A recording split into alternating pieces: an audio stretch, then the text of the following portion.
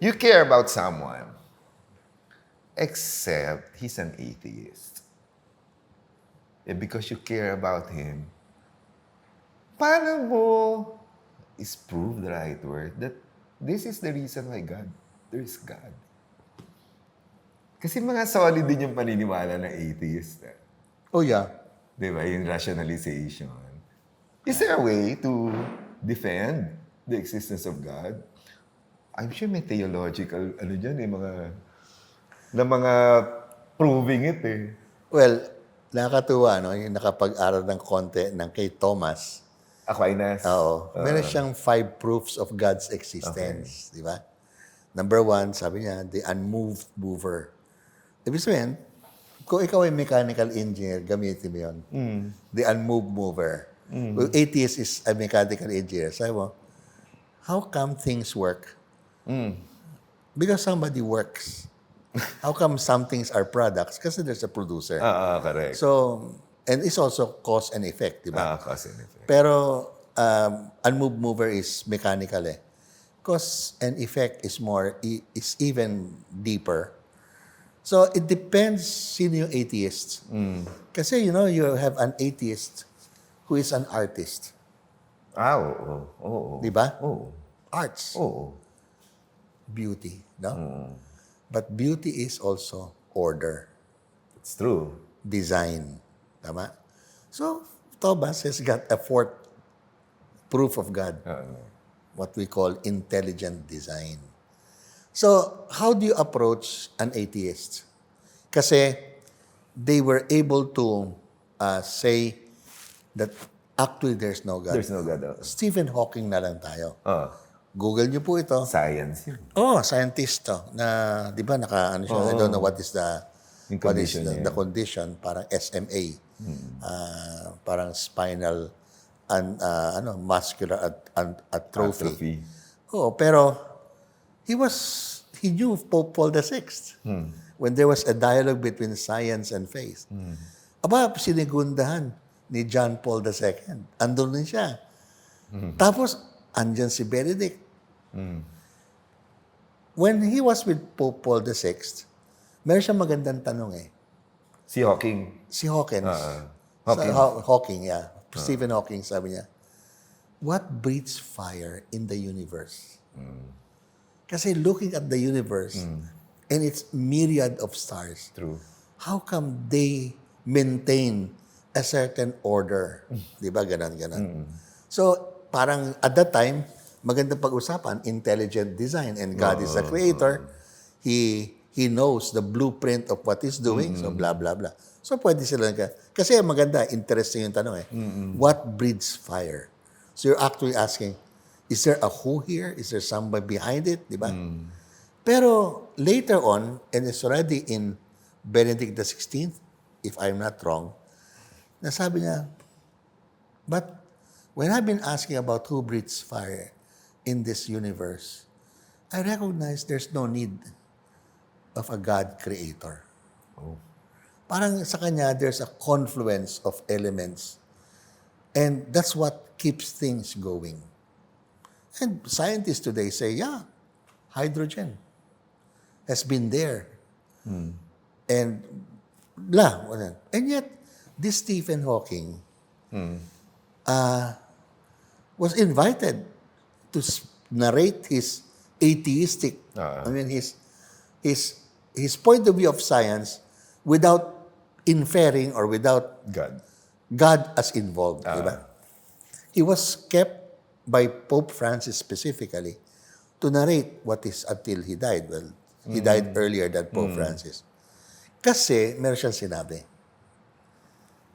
Sabi niya, since I know that there's no need of a God to invoke a creator God for this universe, but I recognize that this is a grandiose universe. There is grandeur, and it is beyond my thinking and my doing.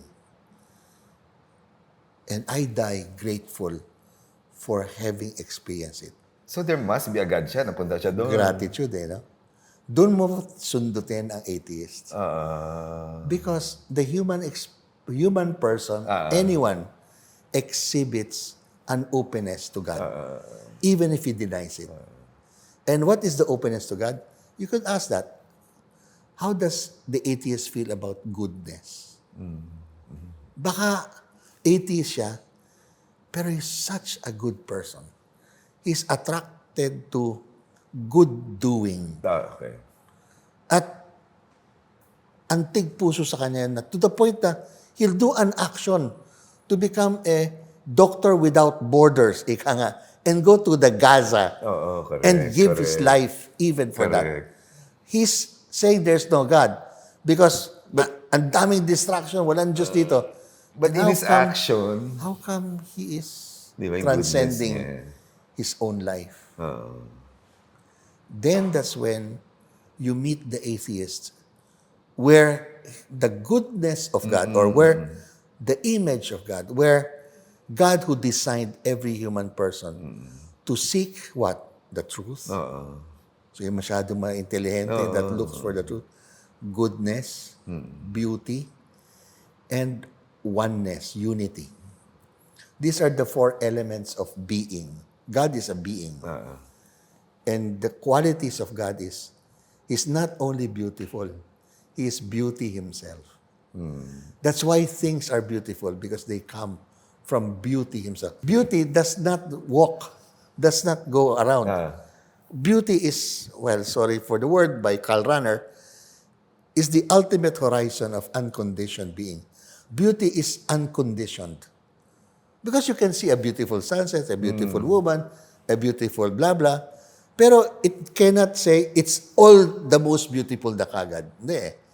You can have a most beautiful woman and called Miss Universe of 2025, but no longer 2026. Di ba? So, you can have such an experience of something specific, but actually God is at the ultimate horizon. Ultimate Is the horizon. reason why we experience true, good, beautiful, and one. Oneness. When we respond positively to the summons, to the invite of particular good, particular true, then, you know, there is God. And that's where, sabi ko, ignorance is bliss. Probably in denying God, you may just challenge that denial and ask Him, and Stephen, what do you mean that you are grateful? Oo nga eh, di ba? Because you Diba? tell me that once you were not here, and now you have this beautiful experience that you did not make a universe so beautiful. So why? Because God is not about what, it's not this or that, but why? The question of why is mystery. You cannot resolve the why. No? So therefore, for an atheist, the ultimate is always called the why. Purpose, design, reason, goal. Everyone would like to have a reason in life. Oo nga. Everyone wants to know in sickness, bakit? Totoo. Bakit? Bakit ako may sakit? And then, at one point, a person resigns or says, siguro meron tong saysay sa aking pamilya. Kahit pa paano. Bakit ako naandito pa? Ayun. Nandun na ang Diyos. Yun na yun. Yun na yun. Yun na yun, tama. Yun na yun, yung the answer na, bahala na.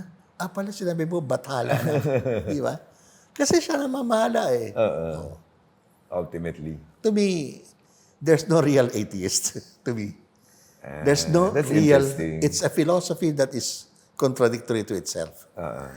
That's Yeah. interesting. Kasi, while you can deny there is God, but the fact that you deny, you suspect there might be.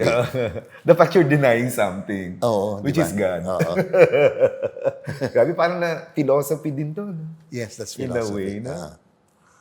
So, bagay, si Thomas Aquinas is a philosopher. Philosophy, theology din. Theology rin siya.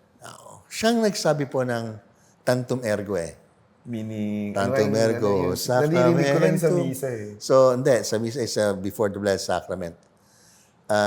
It starts actually with Pangelingua Gloriosi. Let my tongue sing your praises, di ba? And he had this theological summary. It's called Summa Theologica. And he wrote everything and anything possible that he could understand about his faith in God.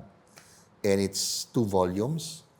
And after doing the 2 volumes, that he became a master of theology up to now. He's the magister. We have a statue of Thomas here. Sabi nga sa Diyos, in the adoration to the Blessed Sacrament, open and Blessed Sacrament, and he was with the Pangelingua, he was saying, no? And at one point he said to God, God, this much I know about you, but it's still poor. But this is my summary, my knowledge about you. It says, I don't know, I hope it's not an urban legend. It says that the Blessed Sacrament told him, Thomas, you spoke well about me. Wow. Kaya up to now, Thomas Aquinas, 800 years na, is still called the magister, the teacher of the church. Ano English meaning ng tantum ergo? Therefore, ergo, Oo nga. tantum sacramentum eh. Kasi ganun ang Latin eh. Okay. Tantum ergo sacramentum. Therefore, such a great sacrament, such a great, Okay. diba? The Eucharist is, Okay. yes, you can, yeah. So, it's kind of deep. It deserves a class of its own eh, di ba? Yes, yung of mga course. the existence of God. I think nobody can prove God's existence because belief, faith is a bias. That's true. Nasa iyo. Nasa iyo maniwala eh. Kasi there's not enough proof that God exists. But there's everything that says so loud to me who believe that there is God. Tell me that God is. True. It's But true.